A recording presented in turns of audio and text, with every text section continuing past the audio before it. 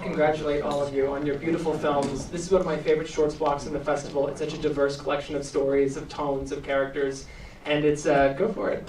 It's just a real treat to have you all here. So just to get started, I would love for you all to introduce yourselves to our audience here with your name, the film that you're here with, and what you contributed to it. I am Molly Miller, and I'm here with God's Gracie, and I was the writer. Yeah.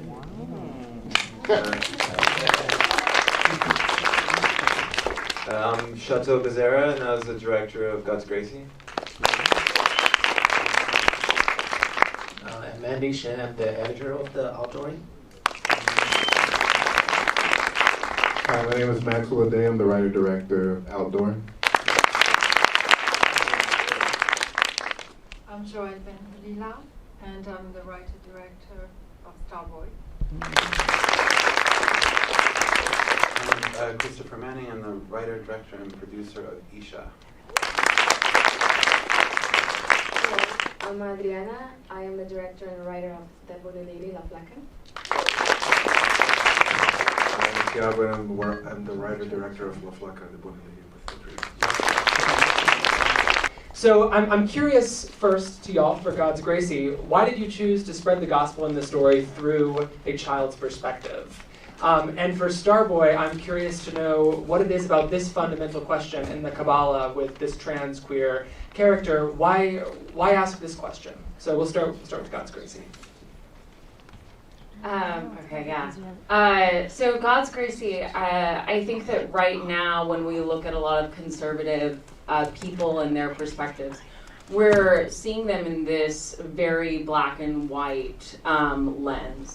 So people who are conservative and also ultra-religious, we see them as being adults who have lived their entire life in this system and not children who, for whatever reason, have taken on these belief systems. And God's Gracie, I wrote it because I was Gracie and became Heidi. And I wanted to show that some kids, right, like if you truly believe that everyone is going to go to hell, as I did, you would be rather, vicious in your attempts to change people's minds. And there is something good, right? There's a good intent behind that. And so I wanted to show that it's possible to have that belief system and not necessarily be an inherently terrible person. So that's, yeah. Yeah, you're good. So, in Starboy, I guess what I wanted to say is that, well, first of all, I wrote it because I was wondering how was Judaism accommodating gender issues, and so I just thought that if it would address the duality of men and women and equalize it to light, that everything would be all right. And if we were all light, there wouldn't be any problem anymore. We would make it all right. And the beginning of your film, I think, captures that visually so well. I think the beginning of your film captures it so well in the visuals. I had a question for the team at the end here from the Bonnie Lady.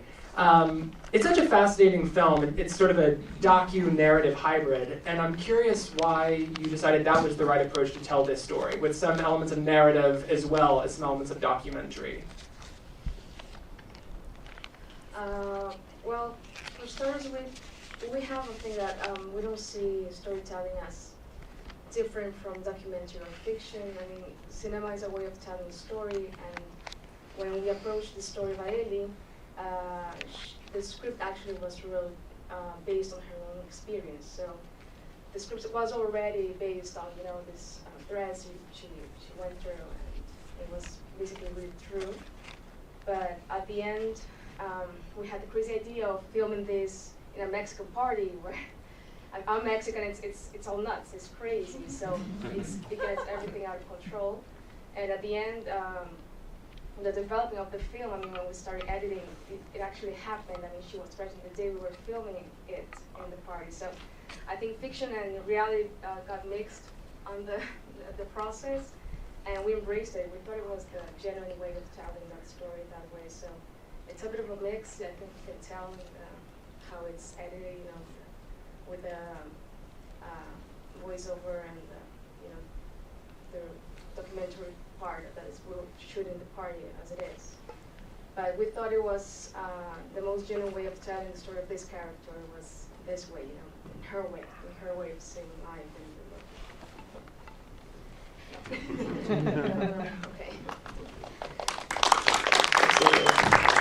And I love the scene so much where she's confronted with the Santa Muerte and that sort of dream sequence like that. It's a great way of getting into her head and sort of the way you were describing.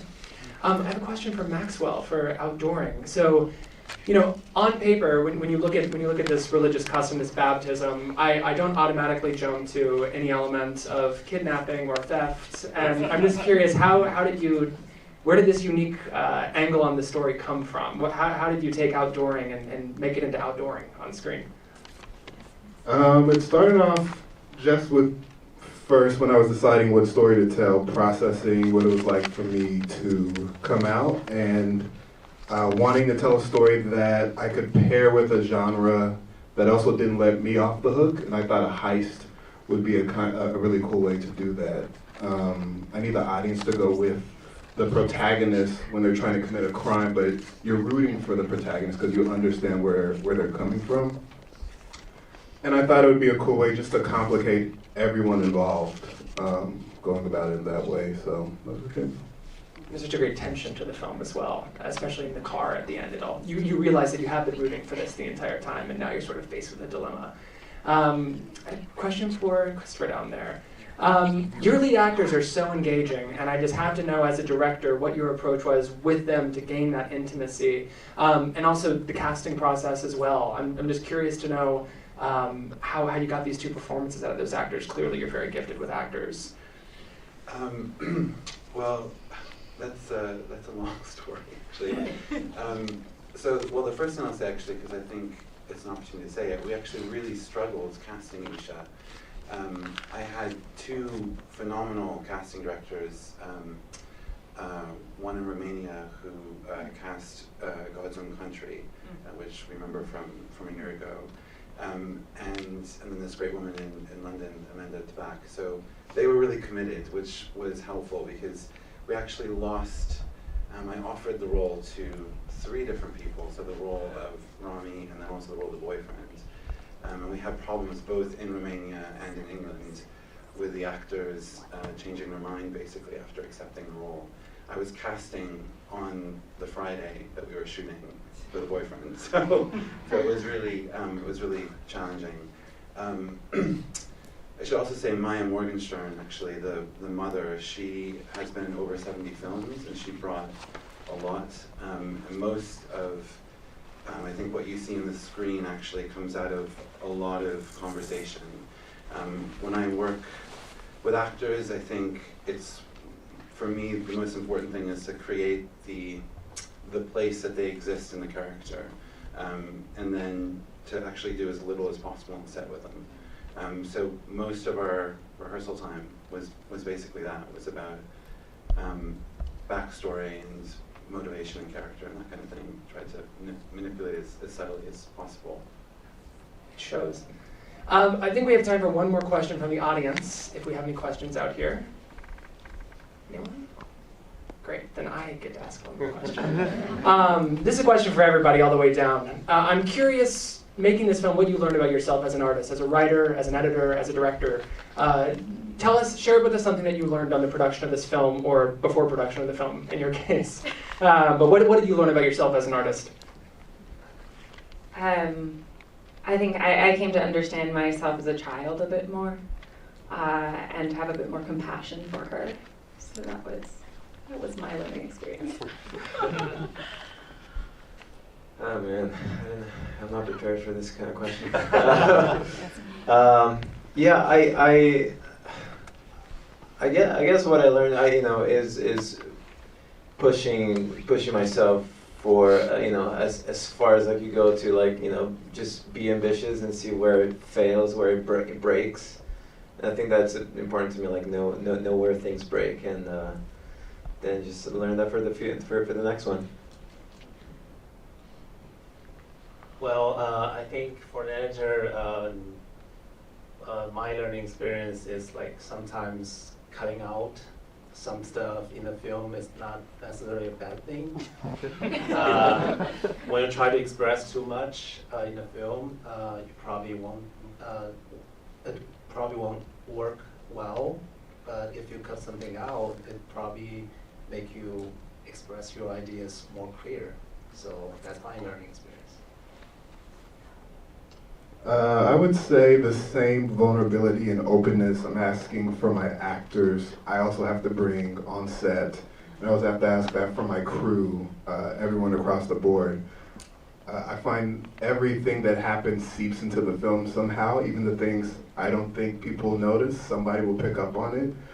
So it does require that level of kind of nakedness with everybody.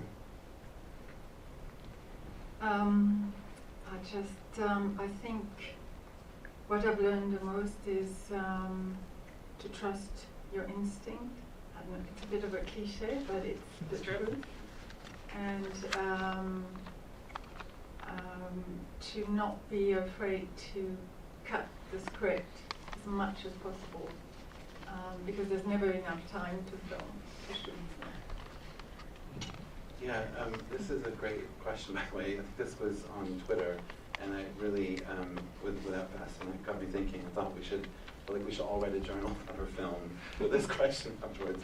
I guess my two, like instinct for sure. I think, directing is a really, it's like many things, I guess, but it's a balance of kind of using the rational side, the kind of the general overall view that you have of things, and the attention to details. There's a lot of thought that goes into that, but I think sometimes, because what you're looking for is something that's really emotionally impactful or engaging, you have to go with your emotional instinct about things.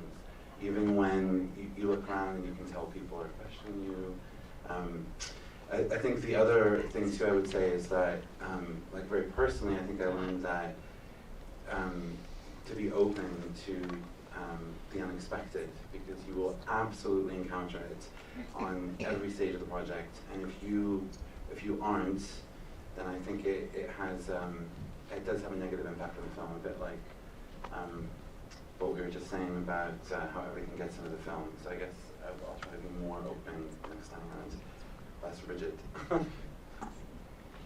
Yeah, that's actually a really good one about embrace the consequences of, because sometimes we see ourselves as filmmakers and we have a purpose and we have an ambition. Sometimes it's bigger than us. It becomes something else, right? And other people involved. And I guess all of the films cover that as well. But I see us filmmakers, after this film becomes more clear, the duty of telling these untold stories and these invisible characters. I think this is a great program actually, because it clearly shows that kind of untold stories and invisible characters as well. So I think it became clear after this film, that we should embrace that. I mean, sometimes it gets out of control, but that's maybe the nature of it and the beauty of it. So I think I learned I never want to shoot a Mexican party again. Okay, I think